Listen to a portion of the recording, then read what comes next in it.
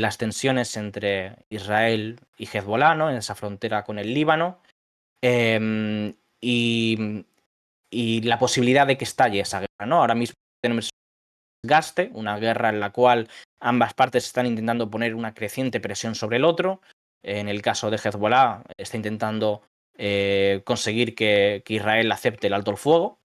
De hecho, como parte, también hemos tenido hoy la noticia de la visita de Blinken a Oriente Medio, una nueva gira. En este caso ha visitado tanto Israel como ha visitado también el Líbano para reunirse con el gobierno en funciones que hay en el Líbano y, digamos, intentar presionar a que Hezbollah quiera un alto el fuego, ¿no? Y intente persuadir a que jamás acepte ese alto el fuego. Pero Hezbollah insiste en que ellos no van a jugar ese papel y que depende de Hamas que decidan. Entonces, pues bueno, estamos hablando de este periodo de calma que ha habido de 2 días, los últimos 2 días, por el anuncio de pausas humanitarias por parte del ejército israelí dentro de la franja, digamos, de mejorar su situación. Y que hemos tenido como respuesta el hecho de que Hezbollah ha parado de atacar a Israel durante ese periodo de 2 días, lo que muestra, como digo, esa realidad de que la continuidad de esa guerra de desgaste, el hecho de que la situación en el norte de Israel se calme y la población pueda volver a ese territorio, la población israelí, depende exclusivamente de que la guerra en la franja de Gaza, no, limpieza étnica, se frene. Porque Hezbollah siempre, cuando ha habido un alto el fuego, cuando ha habido algún tipo de pausa, y por lo tanto el ejército israelí ha demostrado cierta consideración a buscar una salida política a la situación bélica, ¿no? Ellos han correspondido con una pausa a las operaciones, ¿no? También, pues bueno, como digo, pues hoy tenemos estos anuncios por parte de Hezbollah y de Israel de ciertas amenazas, ciertas pistas de que podría haber una escalada militar durante los próximos días. Habrá que ver porque tenemos por un lado de nuevo la aprobación de planes para una posible ofensiva militar por parte de Israel dentro del Líbano. Y por otro lado tenemos este vídeo que tenemos aquí en pantalla de Hezbollah que muestra sus capacidades de vigilancia y de reconocimiento con drones sobre el norte de Israel y que digamos que presentan ese aviso al liderazgo político israelí de que si hay una guerra abierta ellos podrían paralizar la economía israelí, podrían atacar puntos muy sensibles, tanto militares como económicos, especialmente lo que es el puerto de Haifa. Preguntáis, el conspirador, ¿cómo consiguió la bomba atómica Israel? Esta es una pregunta muy interesante y que, bueno, es algo que comenté en el seminario sobre Israel y Palestina. Si queréis verlo, lo tenemos en la web. Forma parte de esas primeras alianzas que forma Israel durante su creación, después del 48. Básicamente, en ese momento Israel no tiene su alianza principalmente con Estados Unidos, sino que Ben Gurion, ¿no? el primer ministro de entonces, forja principalmente la alianza con los antiguos imperios coloniales, ¿no? Con Reino Unido y con Francia. La capacidad atómica de Israel viene motivada por la animosidad contra Nasser, el presidente panarabista egipcio, en el cual pues lo que se da es que tanto Francia como Israel tenían, digamos, intereses conjuntos contra Nasser y hacen una alianza en la cual pues Francia su principal interés era parar la independencia de Argelia, porque comprendía, ¿no? Que el apoyo del panarabismo con Nasser es lo que motivaba la insurgencia en Argelia por la independencia. Entonces ellos consideraban que consiguiendo deponer a Nasser, ¿no? Y poniendo un presidente títere que, digamos, también permitiera a los británicos mantener el control sobre el canal de Suez, eso les permitiría poner la calma sobre la situación en Argelia y conseguir que no se diera la independencia.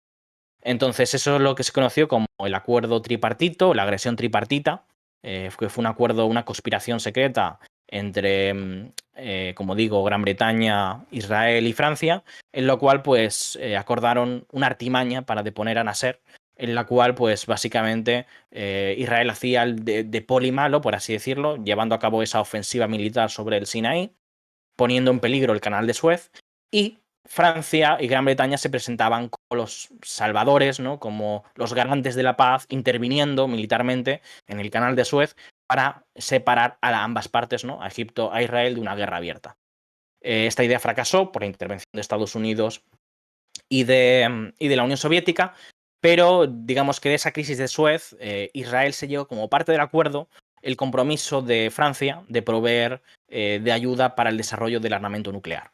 Entonces fue gracias a Francia que Israel consiguió el armamento nuclear como parte de estos acuerdos, eh, sobre todo proveyendo de capacidad científica y técnica para desarrollar ese armamento nuclear, principalmente tanto con eh, los reactores nucleares, especialmente, como también pues, para establecer esas centrales en Dimona, en el desierto del Negev, como en Galilea, de manera muy importante. Por Sudáfrica o algo así, pregunta Mioposeis. Entiendo que te refieres al incidente Vela y toda la relación entre la Sudáfrica del apartheid e Israel, ¿no? Es verdad que hubo relación entre Sudáfrica e Israel, pero fue Israel quien proveyó de las armas nucleares a Sudáfrica. Es decir, eso fue algo posterior. Primero fue Francia, la que con esa alianza dio armamento nuclear a Israel, y después, en los años 70, cuando digamos que Sudáfrica y Israel se veían que tenían intereses comunes, que tenían una situación muy similar. Esto lo dijo un jefe del Estado Mayor israelí, que ambos países tenían una situación de apartheid, ¿no? En la cual básicamente eran una minoría, en el caso de Sudáfrica, una minoría blanca, en el caso una minoría judía, que se veían rodeados, pues en el caso de Sudáfrica, negra nativa, y en el caso de Israel por una mayoría árabe. Y que pues eran minorías que buscaban mantener esa supremacía y mantener ese control sobre esa mayoría de población, ¿no? Para mantener ese gobierno de apartheid. Entonces, por eso se creó una relación muy especial entre Sudáfrica y Israel. Israel, como parte de esos programas, de esa relación que además, sobre todo, a partir del 67 es cuando se da la alianza entre Israel y se rompe la alianza entre Israel y Francia. Como parte de esa ruptura de la alianza entre Israel y Francia, lo que ocurre es que Israel empieza a desarrollar, es a partir de ahí, con la ruptura con Francia, porque básicamente antes Israel era muy dependiente del armamento militar francés. Por ejemplo, todo lo que era la serie de la Fuerza Aérea Israelí venía de los Mirage franceses. Y es a partir de entonces, con esa ruptura, que Israel empieza a desarrollar su propia industria doméstica militar. Y con el desarrollo de esa industria propia, ¿no? Es cuando, en esa situación de creciente aislamiento del mundo árabe después del 67 y de ruptura de las relaciones con Francia, es cuando, digamos, que Israel busca otros mercados, otro tipo de relación, y empieza a desarrollar esa alianza con Sudáfrica. Entonces empieza a vender mucho armamento a Sudáfrica, y esa cooperación llega a un nivel muy alto al armamento nuclear, con esas pruebas nucleares en el Cabo de Nueva Esperanza, creo que es, ¿no? Lo que se conoce como el incidente Vela. Y bueno, esa alianza después acabaría rompiendo durante los años 80, porque Israel no vería ya interés en continuarla debido al creciente aislamiento de Sudáfrica, y Israel se vio la necesidad, digamos, de romper esa relación para no verse arrastrado, ¿no? Ya no tenía ningún interés en continuarla. Pero sobre todo creo que es el 76 cuando además se da esa resolución dentro de Naciones Unidas en la cual se declara el sionismo una forma de racismo, ¿no? Como se declara el sionismo una forma de racismo, digamos, estrecha esas relaciones, porque en ese momento Israel se veía más. Em, mm, no sé si tenéis alguna pregunta más. Eso no fue precisamente Sadat. No sé a qué te refieres, Roedor TV. Sadat llega en el año 1970, después de la muerte de Nasser. Eh, es verdad que Sadat, el arquitecto de las negociaciones. ¿Se me corta el micro, dices? ¿Confirmáis el resto? ¿Se escucha bien? Pero bueno, como digo, Sadat viene a ser un sustituto de Nasser, ¿no? Cuando este muere y viene a promocionar esas relaciones con Israel, y con Estados Unidos. Es una figura muy importante en ese sentido. Y es digamos, es el arquitecto de la relación que tiene hoy en día eh, Egipto con Occidente y con Estados Unidos en especial. Em, mm, vale, decir que se entiende bien, pero se corta un poco. No sé razón de qué, la verdad. Pero bueno. Vale. Otras noticias que tenemos también hoy en relación con esto. Mm, Hemos tenido también una declaración del ministro de Exteriores israelí, que parece bastante relevante, que ha dicho que estamos al borde de una decisión que cambiará las reglas de enfrentamiento contra Hezbollah y Líbano. Aquí es otra pista, ¿no? Que está otra declaración de peso del ministro de Exteriores, que está dando a entender que van a hacer algún tipo de acción que va a intentar cambiar la relación de fuerzas, ¿no? Yo tengo mis dudas de que haya un ataque general, que se explote una guerra. Es verdad que las tendencias están ahí, sobre todo el ejército, digamos, el ejército israelí está empujando mucho por esa idea, ¿no? De atacar a Líbano y a Hezbollah. Porque el ejército de Israel, digamos que es una institución además muy importante, ocupa una posición central en la política israelí, tanto a nivel de seguridad como a nivel militar, obviamente. Y sobre todo es que el ejército de Israel se encuentra en una situación bastante complicada de desprestigio. El ejército de Israel siempre ha querido arrogarse esa situación de que es el protector de Israel, ¿no? Y viene a ser, digamos, la institución central que explica la construcción de Israel como Estado. Muchas veces se dice que Israel es un ejército con un Estado y no un Estado con un ejército. Y eso se ve muy reflejado en un ejército, ¿no? Como es la Sahal, que ocupa una posición muy predominante y que es el principal vector de socialización y de nacionalización del Estado israelí. Digamos que es el punto de consenso de todo el Estado israelí.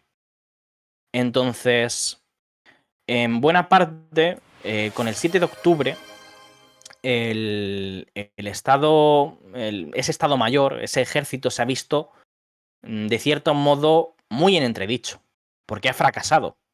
Y está fracasando más aún ahora en la franja de... Entonces, de cierto modo, el ejército israelí ve la guerra contra Hezbollah como una salida a esa situación, para recuperar ese prestigio y para demostrar que aún tiene la capacidad de proteger a los israelíes. Y la situación del norte de Israel pone eso en duda y hay una fecha límite que es el 1 de septiembre, que es cuando empiezan las clases de nuevo. Entonces, por un lado, ahí hay un incentivo muy grande por parte del ejército de Israel hacia una guerra. Pero a la vez, digamos que el propio gobierno israelí, el propio Netanyahu, es muy reacio a una guerra abierta porque sabe que de cierto modo eso no va a resolver la situación. Una guerra no va a cambiar la situación en la Franja de Gaza, ni va a resolver el dilema estratégico que tiene Israel realmente, sino que lo va a agravar. Porque se va a encontrar en la misma situación de que no puede ganar la guerra porque no tiene una solución política, simplemente tiene una solución militar. Y una solución militar, digamos que solo no provee de una solución a corto plazo, provee como mucho de una solución a largo plazo en la cual se mantenga una campaña de contrainsurgencia constante que va a debilitar mucho a Israel y que va a erosionar su capacidad. Y eso es lo que está ocurriendo de cierto modo realmente en la Franja de Gaza y es lo que podría ocurrir dentro de Hezbollah, dentro del Líbano contra Hezbollah, y es lo que ocurrió ya en 2006. Y es la lección, de cierto modo, que sacó el ejército por entonces con la comisión que se hizo de que Israel había perdido esa guerra, que la había ganado militarmente, pero la había perdido políticamente.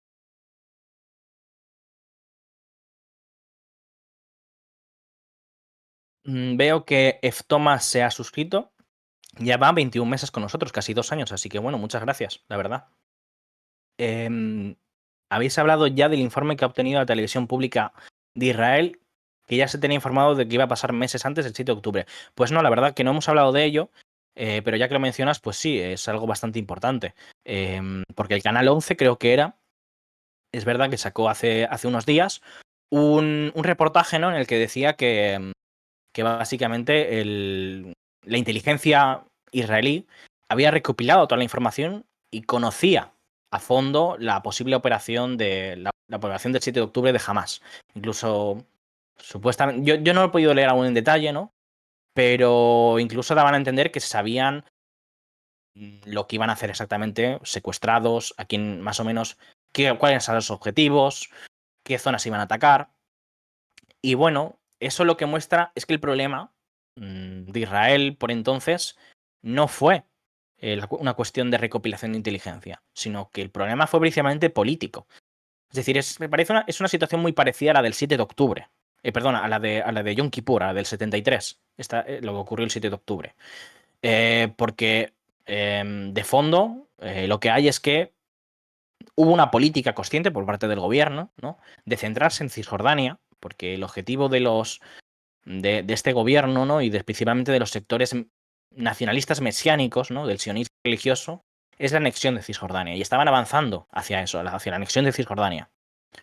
Y como estaban tan enfocados ahí, y estaba el tema de las comunidades y la necesidad de proteger las acciones de los colonos, ¿no? Frente pues evidentemente a la resistencia que hay que hay por parte de los palestinos en Cisjordania, pues se enfocó toda la fuerza y todo el despliegue, ¿no? En esa zona. Y a pesar de los avisos constantes, debido, digamos, sobre todo a la desconfianza que se generó entre el aparato político y el aparato militar, especialmente el aparato de inteligencia, porque digamos que hay que recordar que es un periodo de crisis política y de tensionamiento social muy grande en Israel por motivo con motivo de la crisis por la cuestión de la reforma judicial, en la cual ya por parte de los militares hubo ciertas advertencias y ciertos roces entre Netanyahu, entre el gobierno de Netanyahu y todos estos sectores. Y de hecho, tenemos en las filtraciones del Pentágono, que hay varios artículos que yo publiqué en la web que podéis leer ahí. Hay uno sobre Oriente Medio, que es bastante interesante, que precisamente se hablaba de que el Mossad había organizado parte de las protestas y se estaba oponiendo a la reforma judicial de Netanyahu porque perjudicaba la seguridad de Israel. Entonces, había una animosidad en el aire real, ¿no? Entre esos dos aparatos, el aparato político y el aparato de seguridad. Y eso en buena parte seguramente motivó el hecho de que se desestimara las advertencias del aparato de seguridad. Las advertencias del Mossad, las advertencias también ahora no sale el nombre, del Sabbat, creo que, no recuerdo bien el nombre ahora mismo, pero creo que era algo así. Es el aparato de seguridad interna, ¿no? El que trabaja realmente en Cisjordania y la franja que se encarga de esa recopilación de inteligencia. También en relación con esto, tenemos una noticia interesante, muy reciente, que es que el ministro de Defensa de Israel, Yoav Gallant, hoy ha pedido una investigación independiente. Es algo que se sabe que estaba encima de la mesa. Ha habido ya bastantes dimisiones de líderes militares de Israel como responsabilidad por el 7 de octubre, pero de momento no ha habido ninguna dimisión política, ¿no? Es decir, no ha habido nadie que haya tomado la responsabilidad dentro del político. Y Yoav Gallant hoy decía bueno, que las IDF fueron tomadas por sorpresa, ¿no? Y decía, necesitamos entender cómo durante una década el enemigo construyó capacidades que llevaron al fracaso, culminando el 7 de octubre. Esta declaración de Yoav Gallant es importante porque digamos que no ha sido consensuada con el primer ministro y que sobre todo le afecta a él como líder político, ¿no?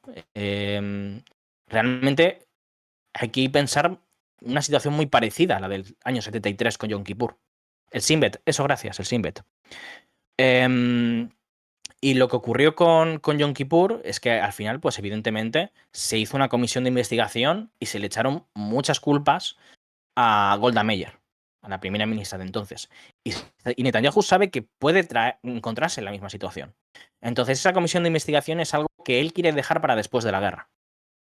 Pero aquí tenemos al ministro de Defensa, que evidentemente tiene un peso muy importante, que ya está empujando hacia la posibilidad de que se abra esa comisión de investigación y que realmente es algo que es amplio dentro de la opinión pública israelí. Esa necesidad de que se abra pues esa comisión de investigación y, como dice Manu Pogo, justo 50 años después. Es decir, es que coincidió exactamente con el aniversario de Yom Kippur. De hecho, hubo una película que se estrenó por parte de Alemania ese mismo año sobre Golda Meir y realmente era una película, se llama Golda, que lo que intenta es rehabilitar la imagen de Golda Meir. Sí, 50 años entre Yom Kippur y el 7 de octubre. Exactamente. Preguntan, ¿y la situación dentro del Líbano ha cambiado algo con la noticia de que se sabía que Hamas iba a atacar el 7 de octubre? ¿A qué te refieres con que es la noticia que se sabía que Hamas iba a atacar el 7 de octubre? No acabo de entender exactamente lo que quieres decir, Mikpaer.